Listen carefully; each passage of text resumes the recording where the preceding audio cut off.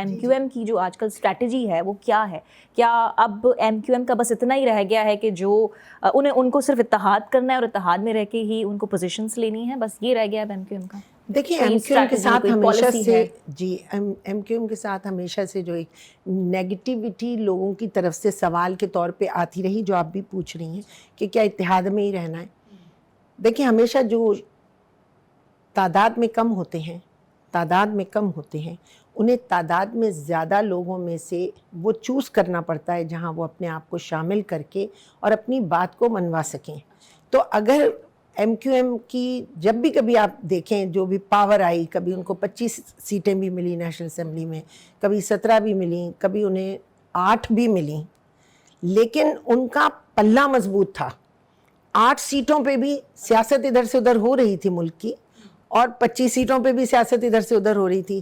تو پتھر بھاری تھا ان کے پاس، پلہ مضبوط تھا، ان کا وزن مضبوط تھا، لیکن ان کو کوئی ترازو چاہیے تھا نا جو انہیں تولے.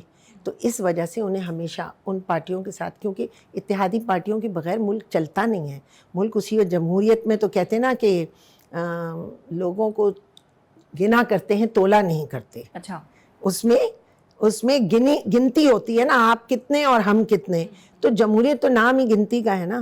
تو اگر چند لوگ ہیں تو وہ بڑے زیادہ لوگوں کے ساتھ جب تک شامل نہیں ہوں گے اس وقت تک اتحاد نہیں ہوگا، اس وقت تک وہ اپنی کسی بات کو منوا نہیں سکتے. جن لوگوں سے ووٹ لے کر آئے ہیں انہیں جواب دینا ہے پلٹ کے کہ ہم نے تمہارے لیے کچھ کیا، اور اگر نہیں کریں گے تو پھر تو ٹھیک ٹھاک انہیں حساب ملے گا. لیکن پھر یہ بھی سوال کیا جاتا ہے کہ ایم کیو ایم نے عوام کو دیا کیا ہے، یعنی وہ عوام کے ساتھ کس طرح سے کھڑے ہوئے ہیں. وہ ان کی طرف سے صرف اور صرف ایک تنقید آتی ہے جو کہ وہ سندھ حکومت پہ کر رہے ہوتے ہیں، لیکن ان کے بارے میں تاثر اب یہ ہے کہ ایک تو وہ اتحادی بن جاتے ہیں اور پھر ان کے پاس کوئی اسٹریٹجی نہیں ہے، اور انہوں نے عوام کے ساتھ کیا کیا ہے، کیا دیا ہے. تو یہ کس طرح کی مسئلہ سارا یہ ہے کہ جس علاقے سے ہمیشہ انہیں فتح حاصل ہوتی ہے نا، اس کی ایک ٹسل چلتی رہتی ہے. دیہی اور شہری علاقوں کی ہمیشہ سے ایک ٹسل چلی ہے.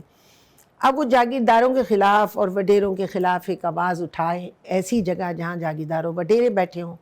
موروثی سیاست کے خلاف آواز اٹھائیں وہاں جہاں موروثی سیاست ہو رہی ہو.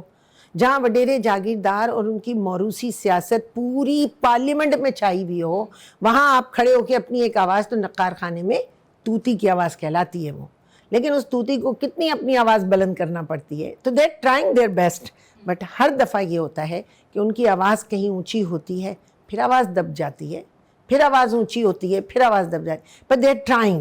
یہ نہیں ہے کہ کہیں انہوں نے ہار مانی ہے. یہ ایک اچھی بات ہے کہ وہ ٹرائی کر رہے ہیں اور مستقل ٹرائل میں ہیں، کیونکہ وہ جتنا ملکی پالیٹکس میں فعال ہیں، متحرک ہیں، جتنے زیادہ وہ ایکٹیو ہیں، یہ تو آپ بھی جانتی ہیں. اور اپنی کم نامساعد حالات میں، کم حالات میں، کم ان کے پاس اتنی زیادہ ہوتی ہے فیسلٹیز، اس کے باوجود انہوں نے اپنے آپ کو سیاست میں اب تک ایک ایسے پلیٹ فارم پہ کھڑا تو رکھا ہے نا، وہ کہیں ختم نہیں ہوئے. اور ایم کیو ایم کے مطابق 8 فروری کے الیکشنز فراڈولنٹ تھے یا فری اینڈ فیئر تھے؟ دیکھیے 8 فروری کے الیکشن جو ہیں وہ پورے پاکستان میں متنازع ہیں.